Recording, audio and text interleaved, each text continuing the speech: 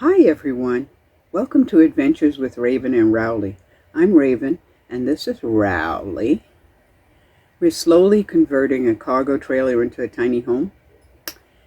Right now we live in a 26-foot fifth wheel RV full-time. Last week I talked about crossing off the items on your wish and want bucket list, you know, Santa's list. This week, since the new year is here, I'll talk about my commitment to live and thrive in an RV in particular. If you're curious, please join us on this journey and continue to watch.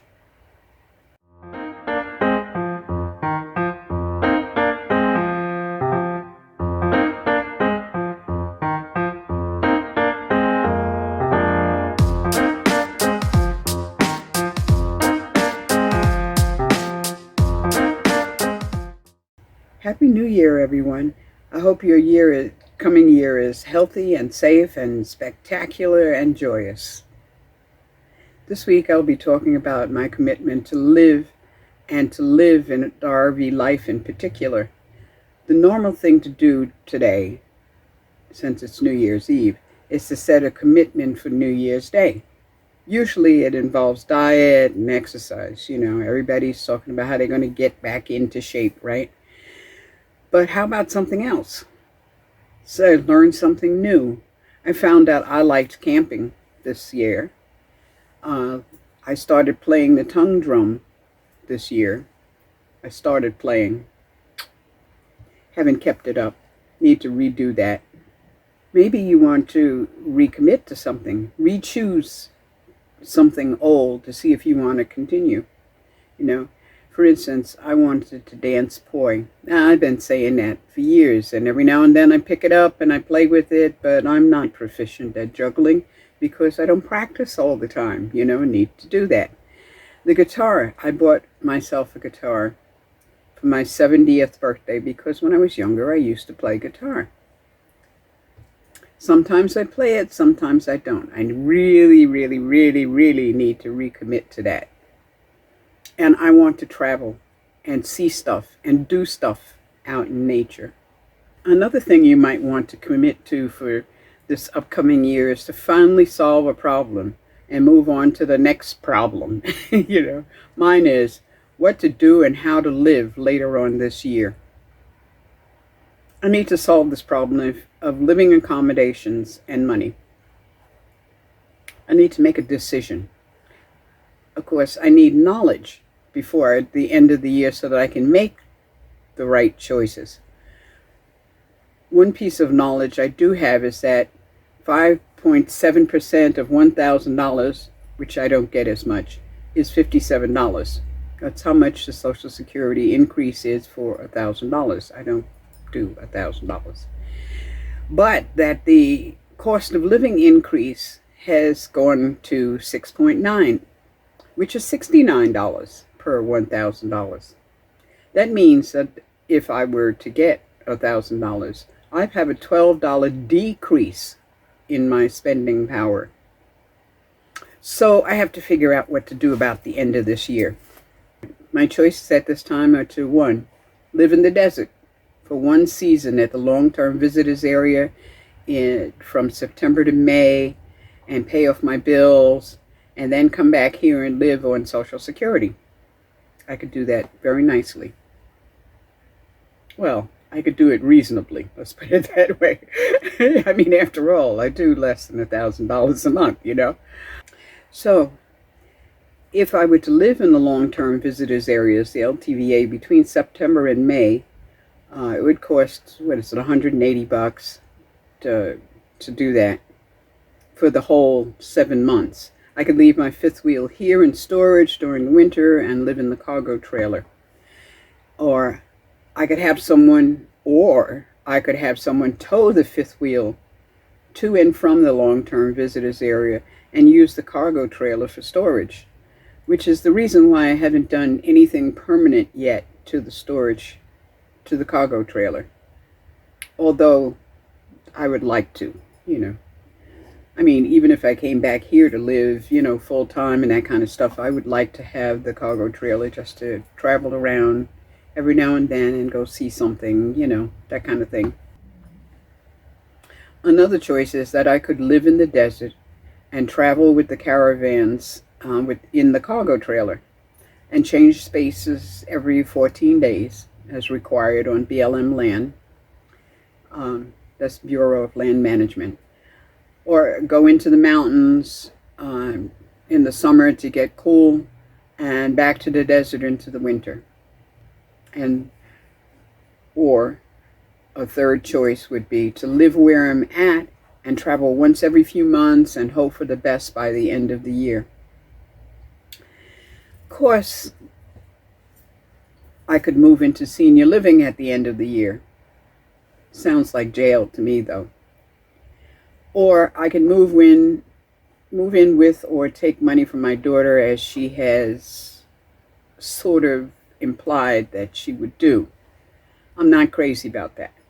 I am not crazy about that at all. Not that I don't like my daughter or that I even like taking free money. It's just that she's my kid, you know. I should be taking care of her the other way around, you know. I'm not crazy about that. Okay, let me interject something here. I forgot about land. I've seen land in Arizona. It's in the desert. But you can do an acre for about $5,000, $100 down, $117 a month. And I've thought about doing that also in places that have that I could homestead on. There are no services. It's just like boondocking, but it is possible. What would you do? Would you go run off and live in the desert in the winter and travel to the north into the mountains for the summer, or live on long-term visitors area, or what would you do? I'm stuck. The thing is that I do have to make some kind of a choice before the end of this year. This past year, 2021, even though there was COVID out there in the world, I went caravanning 2 times for 5 days each. And I made one 8-hour drive to camp with friends, actually boondocked overnight by myself. And those friends I hadn't met ever, even though we had been friends for 15 years. I spent 3 days and 2 nights in the mountains. This is beautiful. This is Indian Grinding Rock campground. There's a lot of space, I guess, if you go by campgrounds. I think this is the first campground I've been in, so I don't know if this is normal or not. But from what other people are telling me, this is really spacious, these lots. It was great. It was wonderful. It's just as nice as being in the desert. Okay, it's 11 o'clock, and those burros are still here. And Rowley is over there with no leash, just kind of watching. And the burros are over there. Okay. He's just decided he's got to go pay attention to them. I figured that it would be good for me to travel with the caravans, continue to travel with the caravans for at least until September. Off and on. You know, gas money and that kind of stuff. But I did learn some stuff while I was out there with the caravans before, and I suspect that continuing to ride with them occasionally would afford me some more knowledge of what I need or don't need, or give me the opportunity to actually be in the cargo trailer and decide what I need or don't need, you know, that kind of thing. There's some stuff I did learn, though. For instance, drink more water than I think I need. Absolutely drink more water. I forgot that water evaporates off of your skin, whether you're sweating or not, you know, and I need to drink more water. So I got a new app called Fastic, because I'm doing intermittent fasting, and it keeps track of my water. It's very easy to keep track of my water. And it reminds me of things like, you're not a cactus, you need to drink water. I need to be better prepared for the heat. I learned that I needed to get to cover my head, and I did. It's not just taking clothes off; it's what you have on that helps. And like a hat to keep the sun off, like sunscreen, like need to be better prepared. And I learned that it's really, really, really cold in the desert at night. I was prepared somewhat. I had a down vest and that kind of stuff, but I didn't have enough clothing. I needed more. I don't really need more blankets, but I did need gloves. And I could have used some boots or some heavy socks, I mean, it's not that I don't have them. I just didn't bring them. I didn't think it was necessary. This year, too, this past year, I learned how to hitch and drive and tow my trailer. I mean, the driving with the trailer behind me, I learned in a quick hurry when I took 4 hours to go to a meeting that was 1 hour away because I took the wrong direction and didn't realize I was going in the wrong direction for an hour and a half. So that was an hour and a half back to my original starting space and then an hour to wherever it was. A total of 4 hours, So by the time I got there, I knew how to handle the trailer, And then my fear at that time, too, was I didn't know about rehitching and unhitching and stuff. So I've been practicing in the storage area, hitching and unhitching. So I'm pretty good at it now. I mean, I could do it. It's not a biggie. It's not a biggie. It's not nearly, I learned that it's not as big a problem as I thought it was. It's amazing the stuff that can go floating around in your head that drive you crazy, right? Next year, 2022, I still want to get out on the road. I still want to go out and see stuff. I still want to go camping. I still want to go boondocking. I still want to, there is the problem of COVID, though, the matter of getting out and staying safe. Well, this year has been rather rough when it comes to COVID for me and my family. I've had 3 relatives pass with COVID. Well, one of them, we're not sure it was COVID because the doctor said it was upper respiratory undiagnosed, I don't know why they couldn't diagnose an upper respiratory infection of some kind. But anyway, 3 passed away. 4 survived. So that's the good one, the 4 survived. My daughter, my granddaughters, great-grands have all had it except the new baby, which is 3 months old now, I think he is. But his mom had COVID while she was pregnant. And so we're counting on and hoping that he probably that he has antibodies. I want you to know, someone diagnosed with COVID is just as scary as someone diagnosed with cancer. It's scary. Your heart goes to the floor, and you go bananas. You go nuts. Good desserts. So, what do you think? Should I stay home for another year or go out and do something? My plan is to go out and do something. As of the 10th of January this year, I expect to go drive down to Quartzsite, Arizona, and go attend the WRTR and the RTR. That's the Women's Rubber Tramp Rendezvous and the regular co-ed Rubber Tramp Rendezvous. Since we're all rubber tramps, from the wheels. You knew that anyway, right? Anyway, at Quartzsite, Arizona, the camp is a distance apart. I mean, you can maintain distance there. Although there are going to be a lot of people. Usually there is campfiring. There is a campfire at night at the flag, at the women's flag, and but we all sit a goodly distance apart. Everybody talks loud, The classes that will be offered this year are going to be on the ball field, on the baseball field, on the grass, so we can distance there also. I think I'll be okay. But my daughter got COVID following all the guidelines, and I may too. I've had all my shots. That doesn't mean that I won't get it.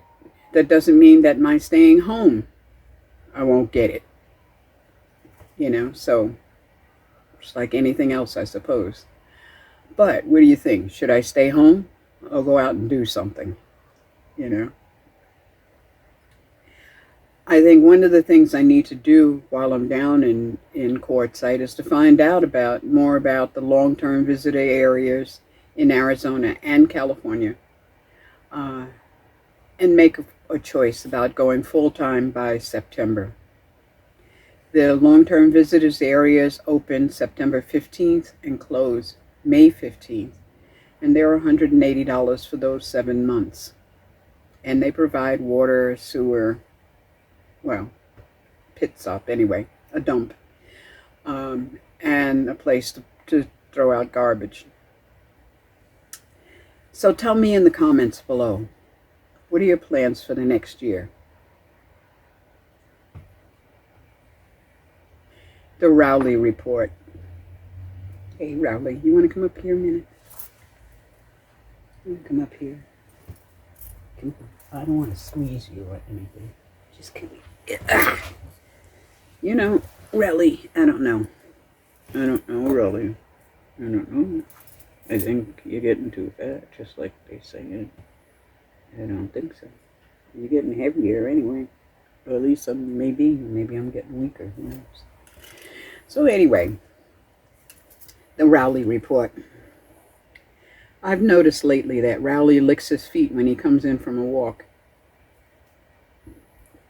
I felt them, and they felt cold and really, really rough. So I started looking for dog shoes online. First of all, they're expensive. But then again, I thought, well, I could just see him kicking them off and that kind of stuff. Anyway, I found an article that said that bag bombs and petroleum jelly works to protect the bottom of the feet. So I put some bag balm on his feet before taking him out for a walk. He wasn't happy. He wasn't happy at all. And he started scratching in the dirt as much as possible on that walk, you know. When we came home, he didn't bother to lick his feet. And they were warm, which was cool. And they felt pretty good. It felt softer. So while he was walking, I was looking at him, and he didn't look particularly cold outside either, but I figured the old adage, that if mom is cold, the baby is cold, okay? Or in this case, my puppy. He's been wearing a thin sweater, so I found a thicker sweater that I had crocheted for him last year and put it on him. Well, the thing is, the desert has been unusually cold this year. We've been hanging around 26, 28 degrees in the morning, going to a high of 45. Now, this is the area that usually goes up to 113 in the summertime. It is cold, okay? I mean, it may not be cold where you are considered cold, I mean, but the difference between 28 degrees and 113 is a lot. It's too much, you know, and you got to dress accordingly. So, I mean, here I am in the desert wandering around in a down jacket with gloves on and, you know, the whole deal. It's cold, you know. So I put on a thicker sweater on him. And so his tail was up during the entire walk. And he was happy and trotting along nicely. I think he was finally warm enough to enjoy the walk, you know. So he's a good boy, and he feels comfortable. It's nice and warm. Yeah. So anyway, thanks for watching and subscribing, and thanks for your support. If you'd like to help us get on the road, see the links below. Please share my video and subscribe to RV Adventures with Raven and Rowley. Also, booping the like button and ringing the notification bell would be good too. I'm looking forward to an interesting year. I hope you are too. I hope you have a safe and wonderful next year too. See you next Friday at 5 p.m. Pacific Time. Take care of you and yours. Stay healthy, and blessed be.